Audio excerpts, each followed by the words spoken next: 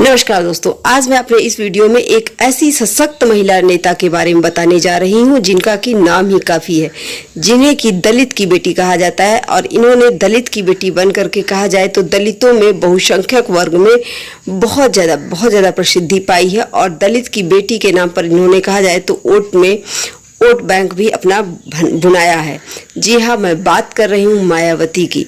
मायावती जिनका जन्म की 9 बहनों में से एक थी, जिनके पिता की डाकघर में सामान्य से क्लर्क थे, वो कैसे करोड़ों की मालकिन बन गई। चलिए उनके जीवन और राजनीतिक सफर को देखते हैं और जानते हैं। मायावती का जन्म कुमारी माया दास के रूप में 15 जनवरी 1956 को श्रीमती सुचेता कृपलानी अस्पताल नई दिल्ली में हुआ था। उनके पिता प्रभुदास गौतम बुद्ध नगर में दादरी के पास बादलपुर गांव में एक डाकघर कर्मचारी थे। परिवार में बेटों को निजी स्कूलों में भेजा गया, जबकि बेटियों को कम प्रदर्शन करने वाले सरकारी स्कूलों में भेजा गया। वे 9 भाई बहनों में से एक थी। मायावती ने 1975 में दिल्ली विश्वविद्यालय के कालिंदी कॉलेज से बीए की पढ़ाई की और 1983 में दिल्ली विश्वविद्यालय के प्रतिष्ठित विधि संकाय से एलएलबी की डिग्री हासिल की। उन्होंने 1976 में मेरठ विश्वविद्यालय के बीएमएलजी कॉलेज गाजियाबाद से बीएड पूरा किया। वह दिल्ली के इंद्रपुरी जेजे कॉलोनी में एक शिक्षिका के रूप में काम कर रही थी और भारतीय प्रशासनिक सेवा परीक्षाओं की तैयारी कर रही थी। जब अनुसूचित जाति और अनुसूचित जनजाति और अन्य पिछड़ी जातियों के राजनेता काशीराम 1977 में उनके परिवार के घर मिलने आए। जीवनी लेखक अजय बोस के अनुसार राम ने उनसे कहा था, मैं आपको एक दिन इतना बड़ा नेता बना सकता हूं कि एक नहीं बल्कि आईएएस अधिकारियों की एक पूरी कतार आपके आदेशों का पालन करने के लिए लाइन में खड़ी होगी। काशीराम जी ने 1984 में बहुजन समाज पार्टी की स्थापना की। भारत के संविधान के मुख्य वास्तुकार BR अम्बेडकर से प्रभावित होकर पार्टी का प्राथमिक ध्यान नीति सुधार, सरकारी पदों पर अनुसूचित जातियों के सदस्यों की भर्ती पर सकारात्मक कार्रवाई और ग्रामीण विकास कार्यक्रम प्रदान करके अनुसूचित जातियों और अनुसूचित जनजातियों और अन्य वंचित समूहों की स्थिति में सुधार करना। भारत में एक आरक्षण एक ऐसी प्रणाली है जिसके तहत विश्वविद्यालयों में सरकारी पदों और सीटों का 1% पिछड़े वर्गों और अनुसूचित जातियों और जनजातियों के लोगों के लिए आरक्षित होता है।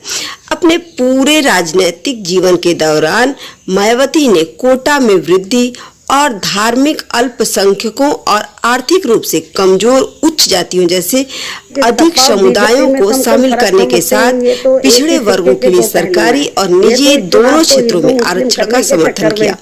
अगस्त 2012 में एक विधेयक को मंजूरी दी गई जो संविधान में संशोधन की प्रक्रिया शुरू करता है। मायावती के करियर को भारत के पूर्व प्रधानमंत्री PV नरसिम्हा राव ने लोकतंत्र का चमत्कार कहा है। लाखों दलित समर्थक उन्हें एक आइकॉन के रूप में देखते हैं और उन्हें बहन जी कहकर संबोधित करते हैं। उनकी सार्वजनिक सभाओं में बड़ी संख्या में दर्शक शामिल होते हैं जो काशीराम का मिशन अधूरा करेंगी, बहन मायावती पूरा और बहन जी तुम संघर्ष करो, हम तुम्हारे साथ हैं जैसे नारे लगाते हैं। 1984 में अपने पहले चुनाव अभियान में बीएसपी ने मुजफ्फरनगर जिले के कैराना की लोकसभा निचले सदन की सीट 1985 में बिजनौर और 1987 में हरिद्वार के लिए मायावती को मैदान में उतारा। 1989 में वह 189 वोटों के साथ बिजनौर के प्रतिनिधि के रूप में चुनी गई, जिसमें उन्होंने 8,879 वोटों से जीत हासिल की। काशीराम ने पार्टी की ओर से धन उगाहने वाली गतिविधियों के लिए मायावती की उनके 47वें जन्मदिन समारोह में प्रशंसा की। उन्होंने कहा कि पार्टी का अंतिम लक्ष्य राष्ट्रीय स्तर पर सत्ता हासिल करना है और मायावती के प्रयासों ने उस खोज में मदद की है। उसके बाद उनके जन्मदिन प्रमुख मीडिया कार्यक्रम बन गए, जिसमें वह हीरे से लदी हुई दिखाई देती हैं। उनके समर्थकों ने उनके जन्मदिन को जन कल्याणी दिवस, लोगों का कल्याण दिवस घोषित किया। 2009 में इस दिन राज्य के गरीब और दलित लोगों के लिए कल्याणकारी योजनाओं की घोषणा की गई और 2010 में 7,312 करोड़ रुपए से अधिक मूल्य के सारे सामाजिक कार्यक्रमों की शुरुआत की गई। जो 2007-8 में मायावती ने आयकर के रूप में 26.26 करोड़ रुपए मिलियन का भुगतान किया। शाहरुख खान और सचिन तेंदुलकर जैसे नामों के साथ शीर्ष 200 करदाताओं की सूची के आयकर विभाग के संकलन में 20वें नंबर पर मायावती थीं। दिल्ली की गरीब बस्ती में पली बढ़ी बसपा प्रमुख मायावती ने राजधानी की शानदार सरकारी कोठी में रहने से लेकर लखनऊ के सीएम आवास में शान और शौकत का जीवन जिया है। पूर्व सीएम मायावती को बड़ी गाड़ियों में घूमने का भी शौक है, साथ ही उन्हें लजीज खाना बनाना भी आता है। खाना बनाने की बात पर उन्होंने एक इंटरव्यू में बताया था कि मुझे खाना बनाना आता है, लेकिन खाना बनाने में जितना समय मैं खर्च करूंगी तो उतना समय समाज पर लगा दूं तो समाज को ज्यादा फायदा पहुंचा सकती हूँ। एक बार उनके अकेलेपन पर यानी शादी न करने पर एक पत्रकार ने, राजीव शुक्ला ने उनसे पूछा था कि क्या कभी आपको अकेलापन महसूस होता है। इस सवाल पर मायावती ने कहा था, अकेलापन उसको महसूस होगा जिसकी मेहनत और लगन में दोहरा रवैया होगा, क्योंकि दलित शोषित समाज को तैयार करना बहुत ही कठिन काम है। यानी उन्हें कभी भी इस बात के लिए कोई अफसोस नहीं हुआ। मायावती के पास बात करें तो प्रॉपर्टी की, तो दिल्ली में, नोएडा में, लखनऊ में करोड़ों की उनकी मकान है। और इनके आभूषणों की बात करें तो 2012 में दिए गए ब्यौरों के मुताबिक मायावती जी के निजी बैंक खाते में 11 करोड़ से ज्यादा की रकम है। वहीं 96,53,000 की सोने के आभूषण है। 9 लाख से ज्यादा के करीब 18.5 किलो चांदी के सेट है। इसके साथ ही वह कलाकृतियों और हथियार की भी शौक रखती हैं। उनके पास 15 लाख से अधिक की कलाकृतियां हैं और एक रिवाल्वर भी उनके पास थी। वहीं देनदारी उनकी कुल 87,68,000।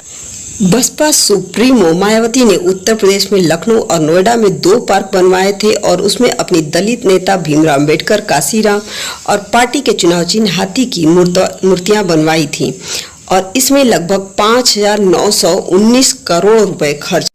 कुल मिलाकर इन विवादों को अगर छोड़ दिया जाए तो मायावती उत्तर प्रदेश की 4 बार मुख्यमंत्री रही हैं और इनका कार्यकाल एक अच्छा कार्यकाल रहा है, एक अच्छी शासिका रही हैं। हाँ, लेकिन कुछ तानाशाही को लेकर के और इनके अयाशीपन को लेकर के जो शौक इनके हैं उसको छोड़ दिया जाए तो मायावती का कार्यकाल अच्छा रहा है। हाँ, और मायावती का कहा जाए तो पिंक कलर फेवरेट कलर है, लेकिन हाँ, जिस वर्ग को ये डिनोट करती हैं यानी दलित वर्ग से ये संपर्क रखती हैं और दलित वर्ग के जीवन को कहा जाए तो बहुत ही उस तरह का नहीं रहा है। उनकी दुनिया बहुत ही रंगीन नहीं है। बहुत से लोग अभी बहुत पिछड़े वर्ग हैं, तो इसलिए मुझे लगता है कि मायावती जी को थोड़ा और अपने दलित वर्ग की बेटी अगर वो कहलाती हैं तो दलित वर्ग को थोड़ा और प्रोग्रेस करने की ज़रूरत है। नमस्कार दोस्तों।